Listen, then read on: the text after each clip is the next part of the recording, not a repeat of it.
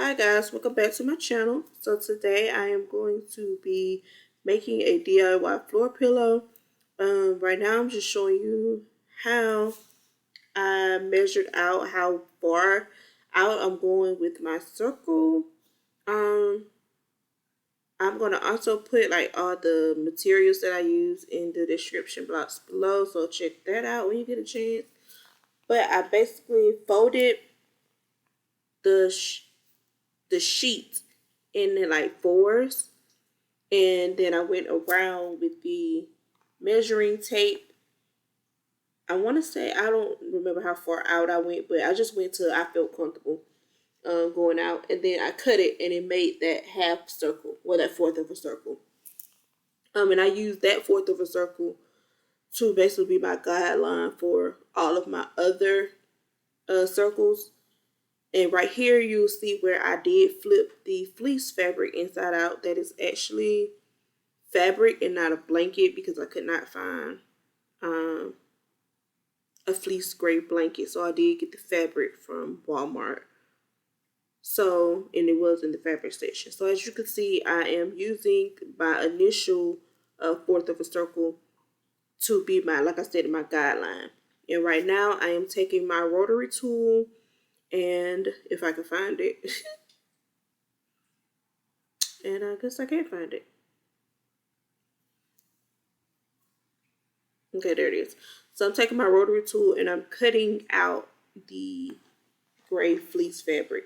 Now I did find this fabric. I found all of my fabric that I used in the fabric section at Walmart. It may be cheaper if you could find a fleece blanket that you can use at Walmart, because I know sometimes they'd be like $2 or $3 at Walmart, but I couldn't find it in gray.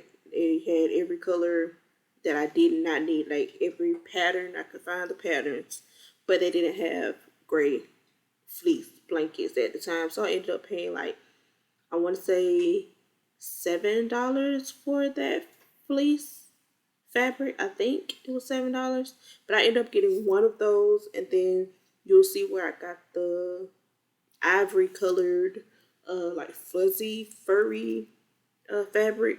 I got that from Walmart as well, and that ended up being like $10 a piece. I ended up getting two of those because you have to think about the top portion of your pillow, and then the sides of your pillow. So I got two of those and one of the gray fleece.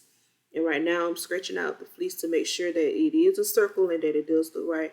I did use that little that board. I think it's called a cutting mat, a cutting board for sewing.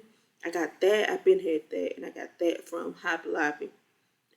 Back, I want to say when it was 40% off, but I been had that because since I started doing masks and using my sewing machine. And right here you can see where I'm folding the fleece fuzzy fabric. Now this fabric, it got everywhere.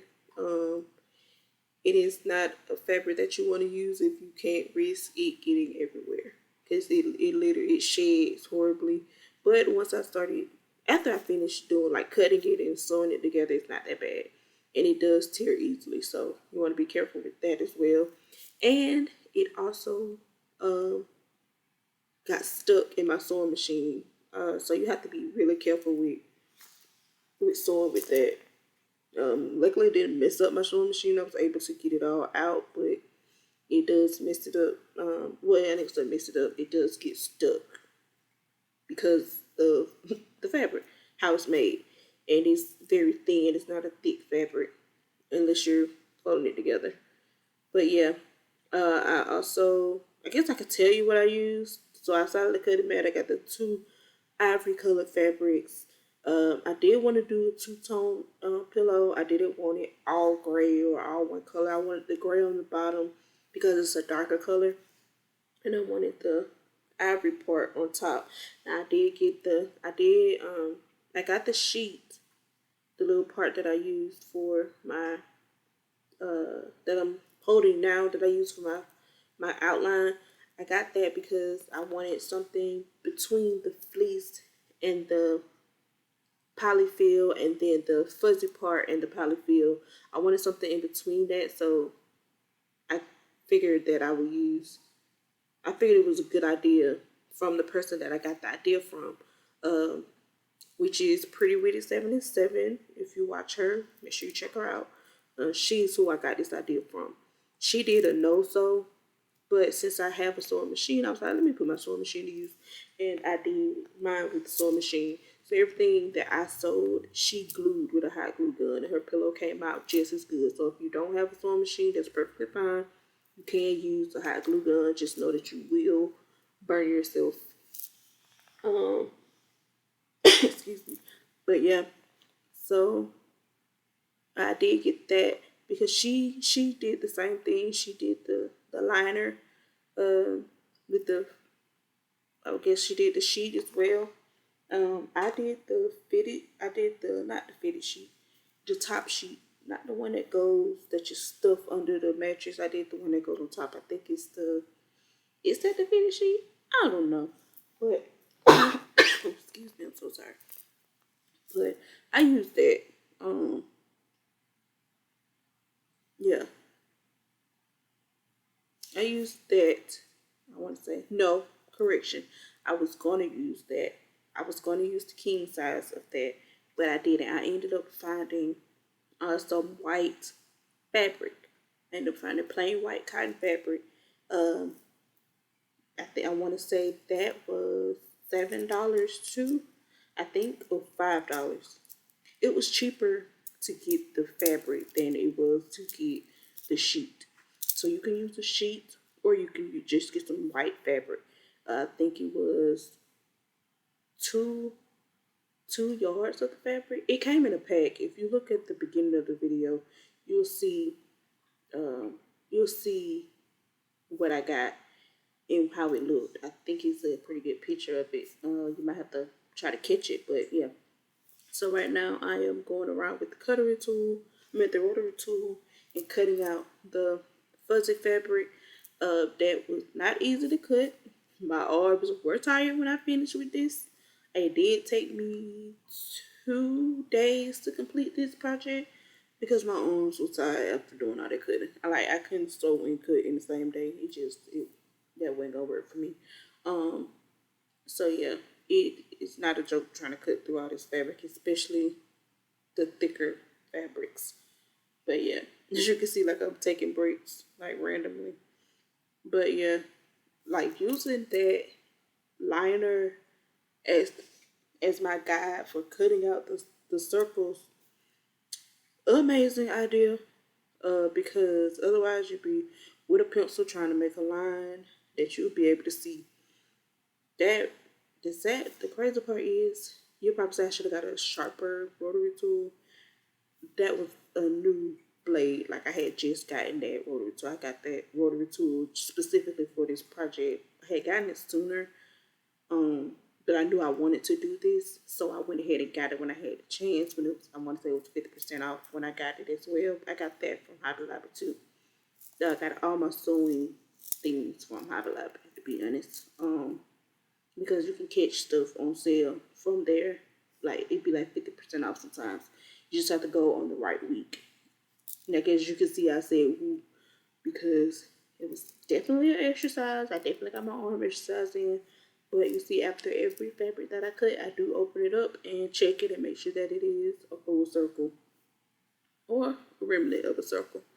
Um, but yeah, you saw like the white, like it goes everywhere. Like I had that stuff on my floor, like until I vacuumed, and I had to vacuum twice to get it up. So now I had already folded my other um, fabric, the fuzzy flat fabric. You want to fold it as as many times as possible, the longer way, as you can see. Um, just keep folding it in halves until you have about, I want to say like a 6 inch, let's say 5 to 6 inches. Maybe no, it's not 5 to 6 inches for you. It's very much thick. But I didn't measure it. Let me just stop playing. I didn't measure it. I just folded it in half, and then I folded it again, and then I folded it again. Because you're going to use these pieces as your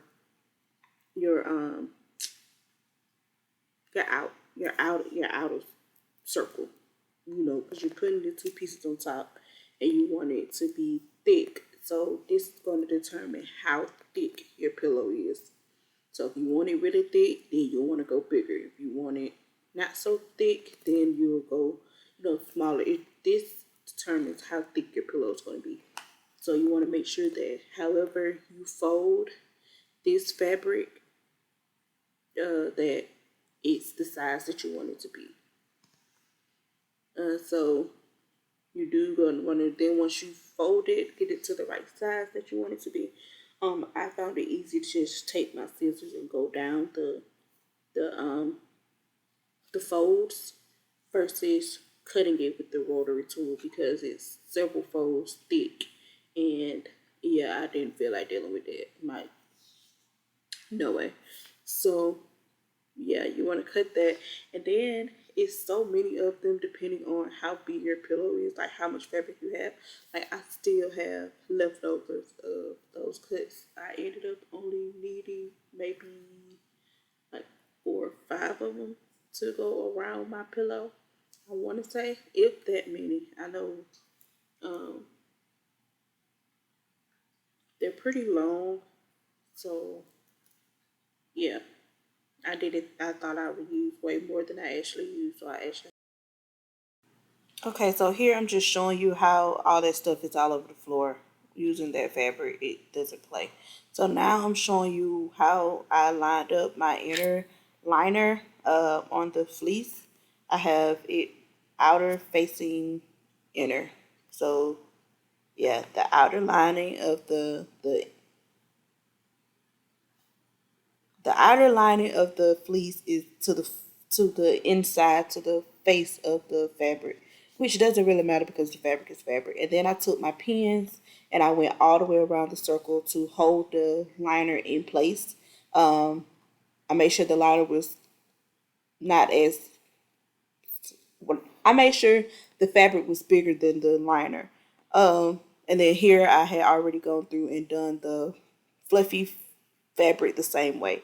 So now I'm sewing the circles, the strips. I'm sewing those together. Um, it did take a minute because, like I said, the the pieces of the fabric were getting stuck. It wasn't that bad. It really wasn't, but it was happening. So I did go ahead and sew all those together, all those pieces together, one by one. Um, yeah, and I'm just showing you that it is together. Okay, so I did just want to say that I tried to find a floor pillow that I didn't have to make myself to keep myself from having to make this, but I could not find one that I actually like. And floor pillows are actually costly. Like a decent floor pillow is like around $200 and up for a big size. And I figured it'd be better to just make one. Um, right there where I was showing you, pointing to it and saying no. If you ever sewn before, then you'll know when you purchase fabrics, there's the little outer lining of the fabric. I forget what they call it, but you're supposed to cut it off. I did not cut it off. I used everything. But if you choose to, you can. They tell you that you shouldn't use it, but I used it on this project. I usually don't. Um, but as I was saying, so I just went ahead and did it myself.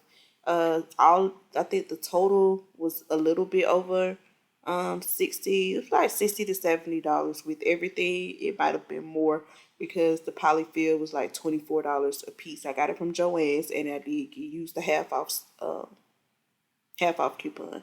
Right there I was showing you how I did everything. I had already sewn the whole circle together. And yeah, hopefully it did show you where I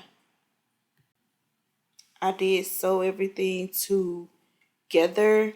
You want to make sure that you're sewing face down, and then once you sew it all face down, then you want to flip it inside out. I did leave a slot open so that I'll be able to fill it, and I did make sure that that opening was big enough for me to get all of that polyfill in.